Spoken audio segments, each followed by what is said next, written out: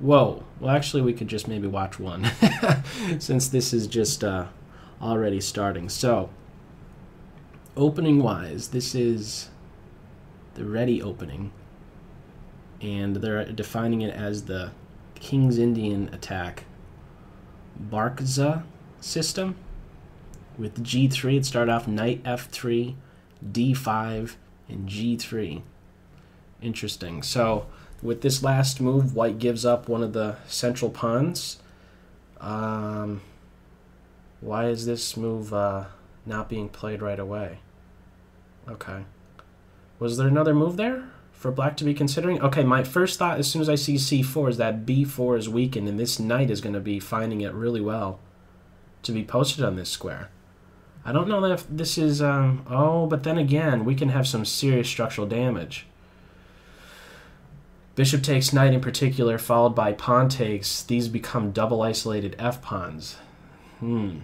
That was definitely worth considering. I know it gives up the bishop pair, but look at how much of a compromised position. Okay, now we're having it one move later. Maybe black should have been doing something about that. This is going to turn out to be very ugly, is it not?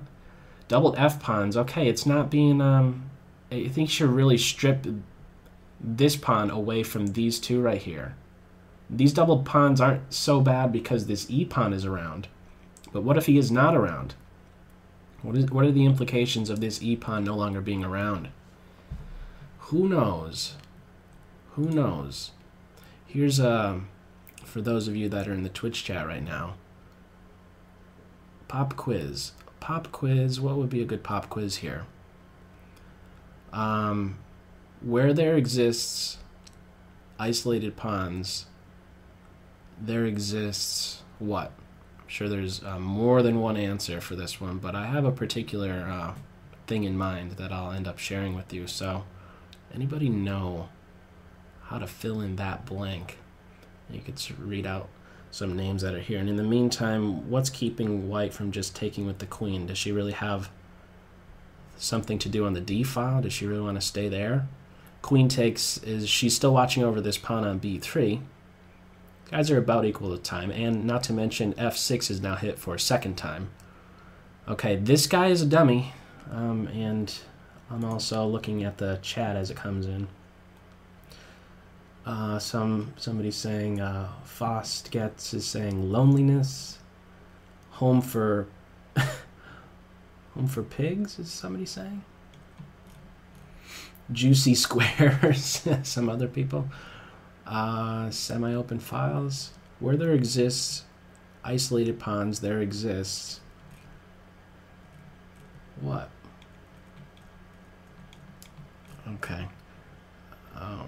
This knight is in a good spot. Okay, this is a prime example. Okay, what I had in mind, I'm not seeing anything directly, the exact kind of answer I was looking for. Well, there exist weaknesses. Some people are saying structure damage. I view it as there exists homes on the same file as those isolated pawns. This right here is a perfect example. This guy is isolated, and look at this home that this knight is at right now on h5. Not a bad spot. And black is dead. This bishop is cooked. And maybe we'll watch these guys do battle once more. Oh, this is more than just queen takes bishop. That is TKO land. Okay. Let me tell these guys to play one more. Play one more. A challenge is out. Okay, let's see one right from the top. E4. The Caro-Kann. Are we going to see the exchange? We just played the exchange. No. Fantasy land. The Tartakower fantasy variation. And by the way, if some of you were already referencing homes for pieces as that fill in the blank, I must have just overlooked it, but that's kind of how I view things. Identify isolated pawns, look for their good homes. There's good homes on that same file for your pieces. So this, e6. When you start out with the Caro-Kann, your main idea is to get that bishop outside the pawn chain. However, when white does follow up with the fantasy variation, it's a bit difficult to get him doing something, and that's one of the ideas, I believe, behind the fantasy variation, to really inconvenience that bad bishop, really make it difficult for him to get outside that pawn chain. Now, I really, really, really like this h5 move, or do I? D6 is a soft point for black.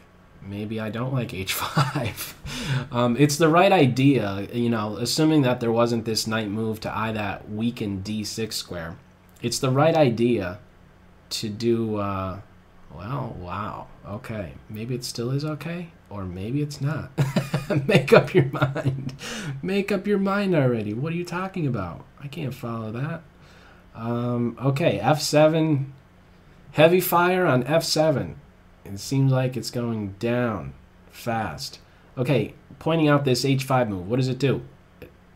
It allows this f5 square to be a home. This knight has a nice home, but this knight can also be a little bit annoying. First, I was thinking maybe just take this pawn. That way you're not allowing maybe knight f3 stuff, but there's knight takes c2. But we have four Karuskis right here. This is a giant pest. But then again, it still might be defendable. I don't know. I see, you know, there's a knight here. There's still a bishop here. Trying to get rid of one of these two knights would be my main goal right now. Okay, so just development watches over this square, and now we have another knight. These knights are monsters. Okay, the d6 knight is being challenged. Oh, and now there's forks. Queen check, and then sidestep stuff. No, queen check is just going to be met with a bishop here, counterpunch. This pawn is without a defensive a pawn. Okay, the bishop's there to watch over it, but what do you do? Black might still be who would you prefer here? How's that for a cop-out? I don't want to assess the position. What do you guys think? Who stands better? Who would you prefer? I wouldn't be surprised if it's kind of like a coin flip here, with some of you coming back with answers there. I just don't know. It's too difficult here. 1, 2, 3, 4, 5, 6. When in doubt, just count. Just count your pawns up. Okay, that has to be taken right back. Knight takes pawn, and now white is flushing black back. Okay, some people are coming in with white, and now I'm on your side. And yeah, I kind of noticed that many of you were only typing white only after that rook was taken, maybe. You delayed answering that one. I know your little tricks. All right, so this knight has to go back home, right? Is he really thinking about going here? Is there another candidate move? Knight here, you just gobble up this knight, you get two minor pieces, you're up. If this knight goes here, that's going to be bad news, is it not? Knight g3, chop the knight, boom, boom. White, after the smoke clears, is just up a minor piece, so it's better to just be down the exchange than just down a full minor piece. Try to keep it imbalanced, in other words. I don't know what other move is being considered. Okay. All right, just I like this knight better than the bishop. I like this decision to give up the bishop for that knight, and white is definitely the better side here, and this h-file is soon to be ripped right open, and now it's all the more appealing seeing a rook get to h7, and that will be TKO soon enough. A time disadvantage for black, and here we go. Pawn takes. This is not defendable. I don't see it too much. Tricky knight, a rook, a queen. Maybe just the knight and the queen is enough, but now you have a rook that's right in the mix. Very difficult. Bishop d2, queenside castle, and soon enough you'll have another pig to worry about landing on that h-file. Right after this game, I will be throwing out another number, and we'll get another game kicked off where I play against one of you who picks the number. Okay, all right, let me type Good games, guys. All right. That's it. Black resigned that one. All right.